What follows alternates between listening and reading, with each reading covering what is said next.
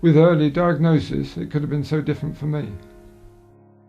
She might even be a mum. I might be sitting here, a grandma. She might have still been here today.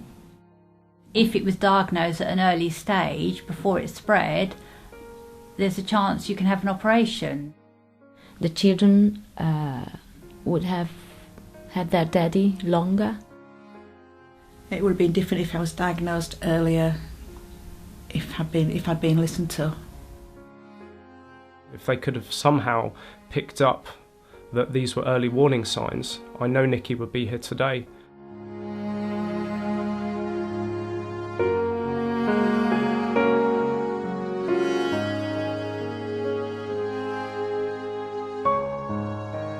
From the first time I went to the doctors, which was in the April, it took 8 months for my diagnosis, which was in the November.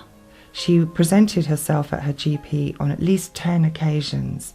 A&E 6 visits by ambulance. Stomach pain. Nausea.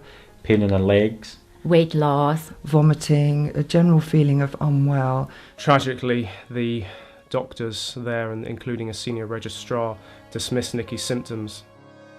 He thought it was just a pulled stomach muscle. She was referred to physios for her back. It could be gastritis, it could be gallstones, it could be IBS. Just sent home, it's indigestion, see how it goes. They said nothing is wrong with him, he's young, he's okay, he will be fine. He was just given painkillers all the time. Sent me away with these IBS tablets. He was convinced I had gastritis and sent me away with some Gaviscon.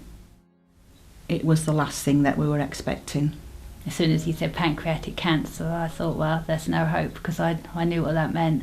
And that's when we were told that she had advanced cancer. There was absolutely nothing that could be done, just palliative chemotherapy. It's inoperable. So the outcome, the prognosis was very bleak from the outset. It had taken a year before they even got to the point where they said, we need to really have a good look now. That in fact she had inoperable pancreatic cancer and that our only option was going to be palliative care.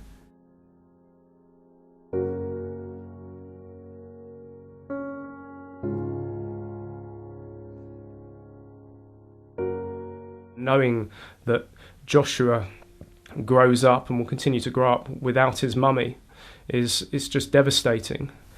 How the children take it. You know, mum's poorly, mum never gets poorly. Mum may die. The realisation that she was going to die so young, especially having such a young daughter, was just, the world just collapsed.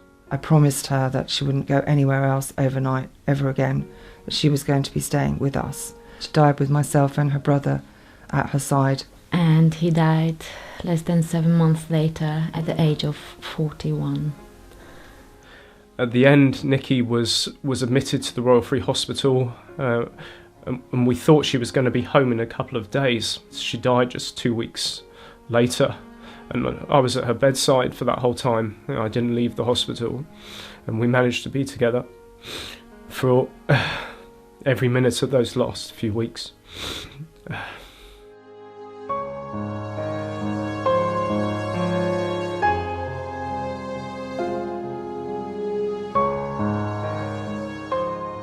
Everybody says I cope fantastically. You learn to be a good actress. At the moment, I'm in that 3% of survivors. And if I'd known what was going to happen, we would have spent a lot more time together and done a lot more together. She was very, very excited about the wedding, and so we went out and found her wedding dress, and I've got that lasting memory. I got to see her in it. When we held Leo in our arms for the first time, it was an amazing feeling. And seeing our daughter so happy after all the sadness that I'd felt like I'd caused our family, it was just lovely to hold him, and we get joy out of him every single day. The boys saw all these things, you know, they just saw their daddy shrinking. They miss their daddy so much. I remember laying in bed on the New Year's Eve, 4 months after I'd had my operation, and thinking this could be my last New Year.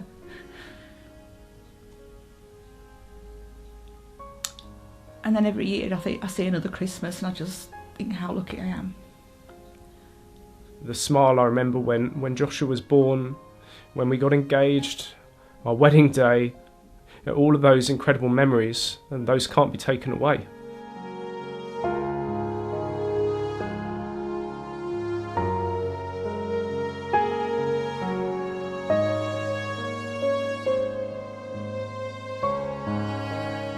It's called the silent cancer because you get these vague symptoms and then they tend to go away, and that's exactly what happened in Nicki's case. Pancreatic cancer can't be the silent cancer anymore. If I had been diagnosed the 8 months previous, I could have had a chance of living. So definitely more money is needed to be able to diagnose this evil cancer earlier. Pancreatic cancer can no longer be the silent cancer. We need to make a difference.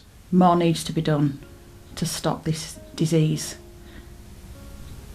causing such heartache to families and to patients.